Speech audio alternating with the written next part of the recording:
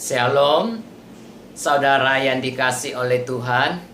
Pada pagi hari ini mari kita melihat satu bagian firman Tuhan yang saya ambil dalam Mazmur nomor 32 ayat 1 dan 2. Mazmur nomor 32 ayat 1 dan 2, demikian firman Tuhan. Berbahagialah orang yang diampuni pelanggarannya, yang dosanya ditutupi. Berbahagialah manusia yang kesalahannya tidak diperhitungkan Tuhan dan yang tidak berjiwa penipu. Bapak, Ibu, dan Saudara yang dikasih Tuhan, suatu hari ada seorang yang kaya, seorang tuan yang kaya. Dia ingin mencari kusir yang baru. Orang yang menjalankan kereta kuda pada zaman itu. Maka karena dia seorang yang kaya yang berjanji memberikan gaji yang tinggi, maka banyak orang mendaftar dan ingin menjadi kusirnya. Bapak, Ibu, dan Saudara yang dikasih Tuhan, maka mereka yang melamar, mereka diwawancara atau diberikan satu pertanyaan yang mereka harus menjawab. Lalu tuan itu bertanya demikian kepada setiap pelamar mereka. Dia bertanya, apa yang akan kamu perbuat kalau kamu yang membawa kereta kuda saya dan harus melewati jalan yang berbahaya di pinggir jurang yang curam? Bapak, Ibu, dan Saudara yang dikasih Tuhan, maka si lamar pertama menjawab bahwa kepada tuan itu, Tuan, saya membawa surat rekomendasi, surat keterangan dari bekas majikan saya, dan juga kalau saya melewati tempat yang berbahaya, maka pengalaman dari saya sebagai seorang kusir akan membuktikan bahwa saya bisa menjalankan kereta kuda dengan baik. Sebab itu Tuhan tidak usah khawatir kalau saya menjadi kusir.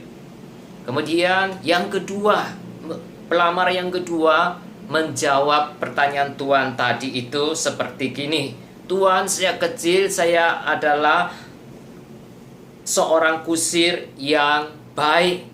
Dan juga kami semuanya satu keluarga adalah keturunan dari kusir. Baik bapak saya, baik kakek saya, mereka semua adalah kusir yang hebat dan pandai.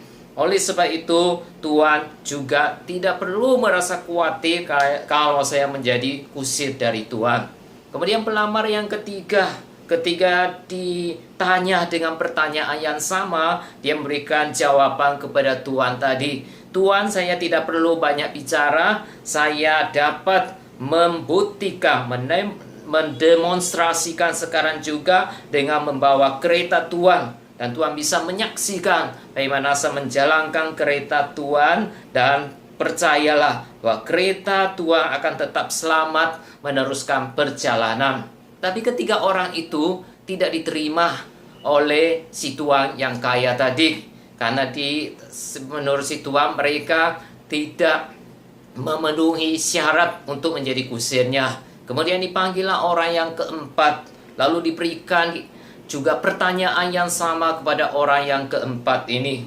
Lalu apa yang dijawab oleh calon atau pelamar yang keempat ini? Bapak Ibu, dalam kisah itu menceritakan bahwa dia menjawab kepada tuan itu, Tuan, kalau Tuan meminta saya membawa kereta kuda melewati jalan semacam ini, maka saya akan berkata kepada Tuan, lebih baik kita mengambil jalan lain saja. Yang penting adalah supaya Tuan selamat dan tidak menghadapi bahaya. Karena kita tidak boleh bermain-main dan bersandar kepada kemahiran kita, dan nyawa Tuhan lebih dan sangat berharga. Biar kita lambat, biar kita mencari jalan lain, asal Tuhan selamat. Kemudian akhirnya Bapak, Ibu, dan Saudara, kusir yang terakhir yang keempat ini diterima sebagai kusir yang baru dari Tuhan yang tadi. Karena dia orang yang berhikmat, tidak ingin mempertaruhkan nyawa tuannya. Bapak, Ibu, dan Saudara yang dikasih Tuhan, dosa dalam kehidupan kita seperti itu. Ketika kita memberanikan diri dekat dan berkecimpung di dalam dosa, maka dia akan menggerogoti hidup kita dan dia akan merusak hidup kita. Oleh sebab itu Bapak, Ibu, dan Saudara yang dikasih Tuhan, dalam Mazmur nomor 32 kita melihat suatu Mazmur yang ditulis oleh Daud sesudah dia berbuat dosa. Dia jatuh dalam perzinahan bersama Batsheba, kemudian ditegur oleh Tuhan melalui Nabi Nathan, kemudian dia sadar, dia bertobat kepada Tuhan. Selama dia menyembunyikan dosanya, selama dia tidak mengakui di hadapan Tuhan, dia tidak pernah merasa sukacita di dalam dirinya, dia tidak pernah merasakan kebahagiaan di dalam hidupnya, dan tidak memiliki damai.